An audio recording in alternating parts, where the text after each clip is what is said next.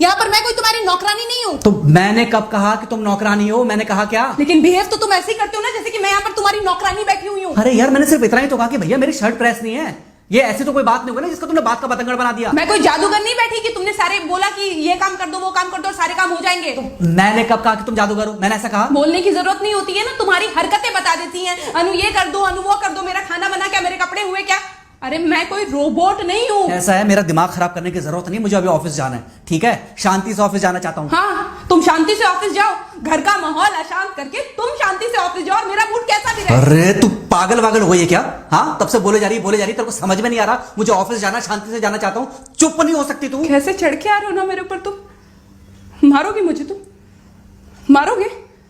मारो ना, मारो मुझे तुम। मेरे को ना बेफजूल प्रोवोक करने की कोशिश मत कर, मेरा हाथ उठ जाएगा तुझ पर। हाथ क्यों उठ जाएगा? तुम्हारा हाथ तो उठ ही गया। मारो मुझे, मारो मुझे, मारो।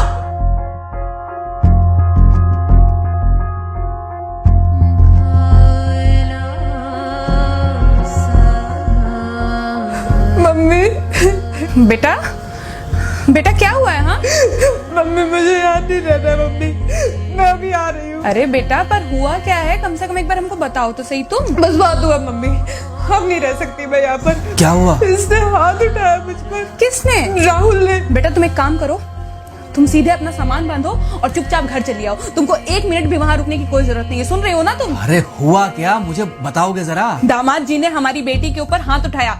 कल को तो वो मेरी बेटी को जान से मार डालेगा। अरे एक मिनट रुको यार, तुम मुझे फोन दो जरा। हाँ बेटा, क्या हुआ? राहुल ने हाथ उठाया मुझ पर पापा। हाथ उठाया मतलब मारा?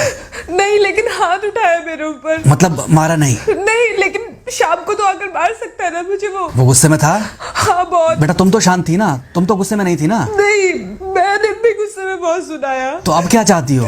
मुझे नहीं रहना पापा, मैं घर आ रही हूँ। ठीक है बेटा, घर आ जाओ, लेकिन दोबारा जाओगी तो नहीं? नहीं। हाँ तो बेटा आ जाओ, तुम्हारा तलाक करवा देते हैं उससे। लेकिन तुम श्योर हो ना कि दोबारा जिससे शादी होगी वो तुम पर गुस्सा नहीं करेगा और तुम उससे गुस्सा नहीं करोगी, तुम दोनों के बीच में झगड़े नहीं होंगे?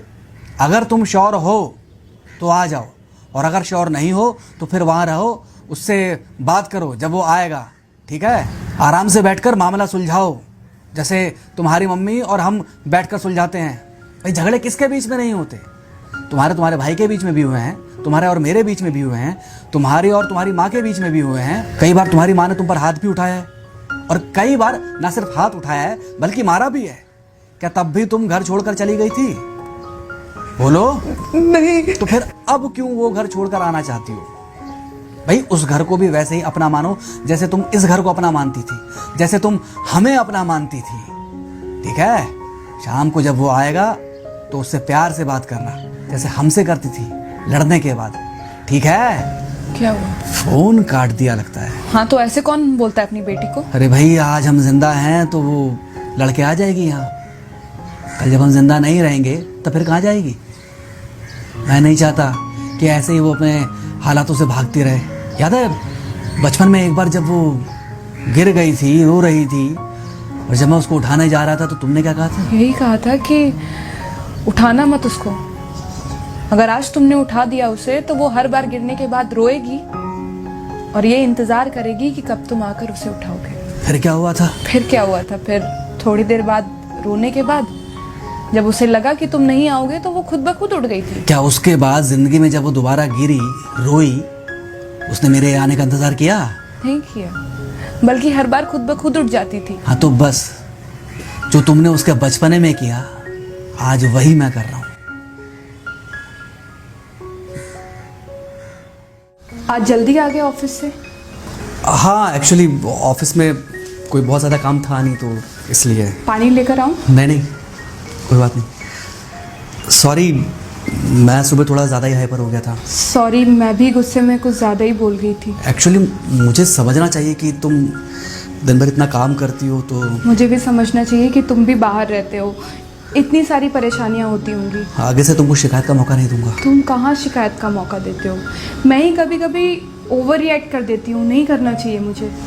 चलो इसी बहाने कम से कम तुमको ये पता तो चला कि गलती किसकी तरफ से होती है। मार अभी खाओगे कि खाना खाने के बाद खाओगे? खाना खाने के बाद ही खा लूंगा। वैसे बिना प्रेस की शर्ट अच्छी लग रही है तुम्हारे ऊपर। Thank you. हाँ मम्मी।